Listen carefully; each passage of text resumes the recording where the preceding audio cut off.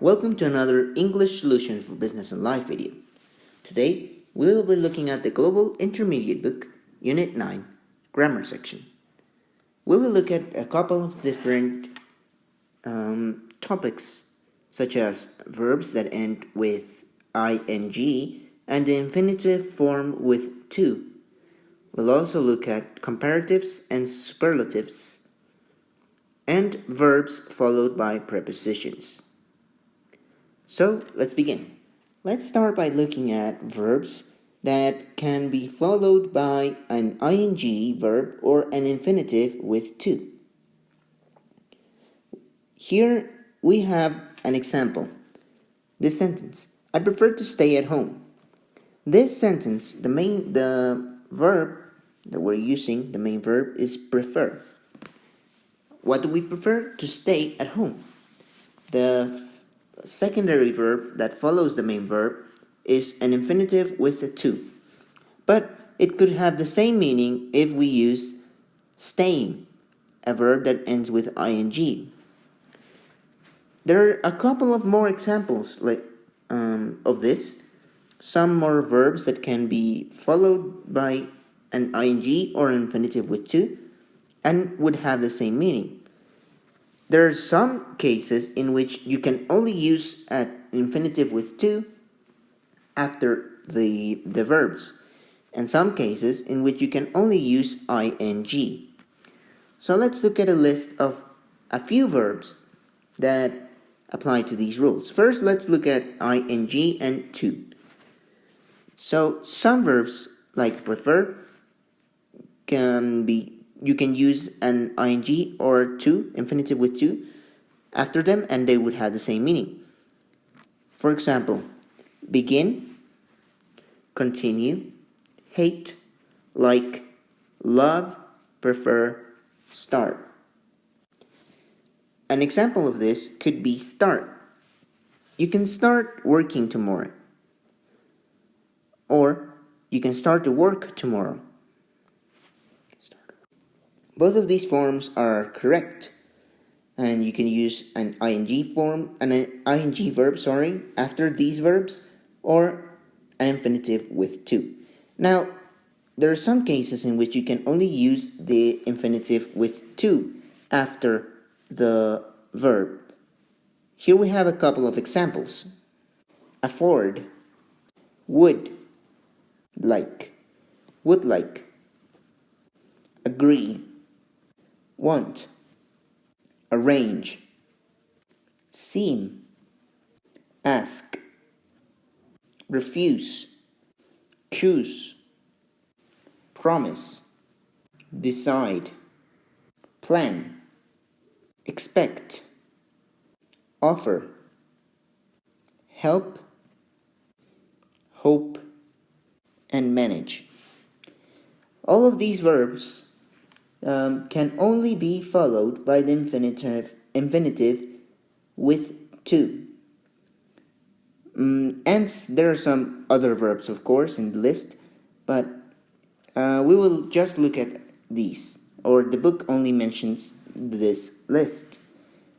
For example, the French managed to conquer England. You don't say the French managed conquering England. That would be incorrect. You can only use the to and infinitive after this verb. Now, notice that, again, just to clarify, we do not use the ing or the infinitive with to with these verbs. We're not talking about or we're not saying that you cannot say to afford, to would like, even that would even be incorrect. But we're talking about the verb after this verb. After. Like here, we have prefer, and the verb after this main verb, we use the to or the ing form. Okay, just to clarify so that can be clear. Now let's look at the next one, ing. So let's look at the list. First, carry on.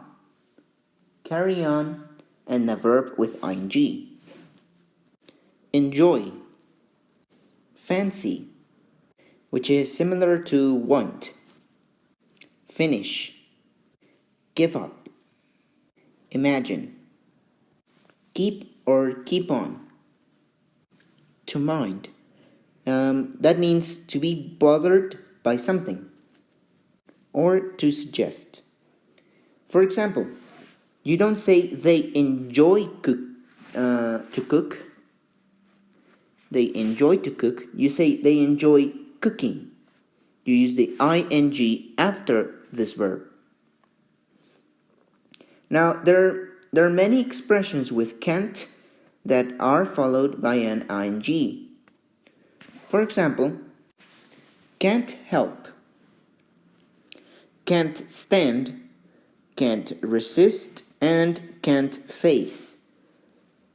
They can't resist making jokes about each other. Can't resist is followed by normally an ing form.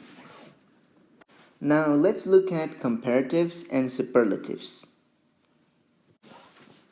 We use comparative adjectives to compare two things or people. Compare two things or people.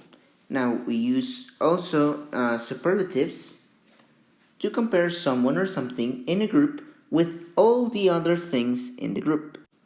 So again, comparatives with two things or people, and superlatives with one with many or all. For example, I'm taller than my dad uses a comparative. I'm taller than my dad. We're comparing two people, me and my dad, and saying that, well, I am taller. Here we compare one with many. I'm the tallest in my family.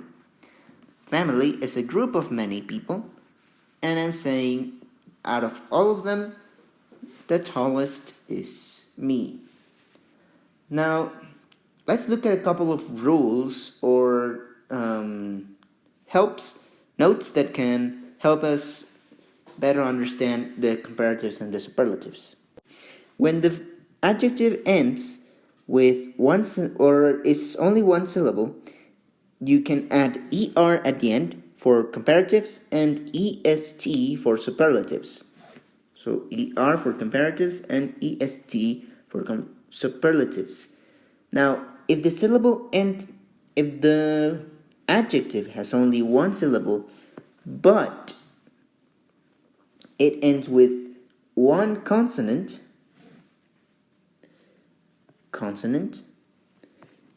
for example, T, and it's only one consonant, it's not two or three, then you double that consonant and then add the ER or the EST at the end. Remember, only when it ends with one consonant. For example, let's look at an example. Here we have hot. What do we add? Well, we add another T, and if it's a comparative, we add ER at the end. What about fast? It's one syllable, but it ends with two consonants. So we only add ER at the end. We don't repeat any consonant. Okay? In the case of adjectives that end with E, we add the R or the ST only at the end. For example, nice, we add the R at the end for a comparative and the ST for a superlative. Okay? Now for those adjectives that end with Y, we change the Y to an I, and then add ER or EST at the end. Then add ER and EST at the end. For example, we have dry.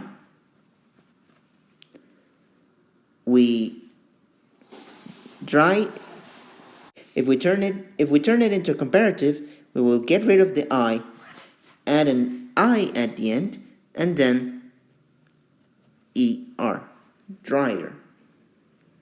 Now, something that I forgot to say. In superlatives, we use, or we begin the superlative with the nicest, not the comparatives though. Drier, it's drier than blah blah blah. We would normally add than after the comparative, and we would add the before the superlative, as you can see here. Now, when the adjective has two or more syllables, we don't add the ER or the EST at the end, but we add a word before the adjective. In the case of comparatives, it's more. In the case of superlatives, it's most.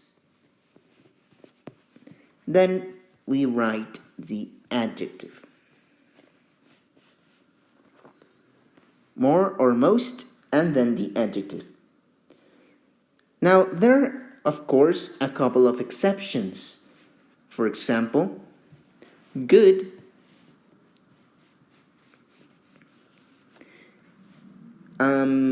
so the rules don't apply to good. Comparative will be better, and the superlative will be the best. As you can see, these words are not similar to the root word, to the root adjective, but there are the superlative and the comparative. There are other words, like, for example, bad, which turns into worse and the worst, and far turn into farther or the farthest. Okay, just some more notes. The opposite of more and most is less and least. That's the opposite. Less and least. If you're comparing two things and one of them is less, the adjective, than the other, we use less. Well, I think you might understand it. More, less. They're opposites. Now you can also modify these adjectives by putting these words before them. A bit, a little, and slightly. A bit, a little, and slightly. These all mean quite. And when we use them, we put them before the adjective. For example, a little bigger. Not more, how could you say it? Not too big, just a little bigger. And another other modifiers, a lot, much, and far, they all mean very. They are the opposite of quite, these two. A lot, much, and far. For example, this TV is much cheaper than the one I bought. Much cheaper. Now, what happens when two things that you're comparing are the same? Well, we often use as and as, or not as and as, to make a negative comparison. For example, my job is as exciting as yours. That means both our jobs are equally exciting. My job isn't as exciting as yours. Your job is more exciting than mine. Okay, so that was it for comparatives and superlatives. I hope this helped you a little bit to understand these two. Now let's look at verbs followed by prepositions. Because of time, I'm not going to go into a deep explanation of what these verbs followed by prepositions mean. But some verbs are followed by a preposition. Normally, this preposition will be placed after at the end of a question. If you have these verbs in a question, for example, the preposition for will be at the end, right before the question mark of the question. So let's read this list out. Apologize for, apply for, believe in, depend on, dream of or dream about, know of or know about, rely on, remind someone of, succeed in, wait for. They rely on Rune 101 to scare prisoners. Orwell named this terrible room after a real place. Normally, a subject can be in between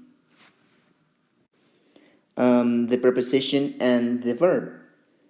Room 101 reminded him of the headmaster's study. Okay? So that's it for this grammar section. I hope this video has helped you a little bit to understand the grammar of this unit. If you have any further questions, make sure you ask your teacher about them, and we will see you on the next video.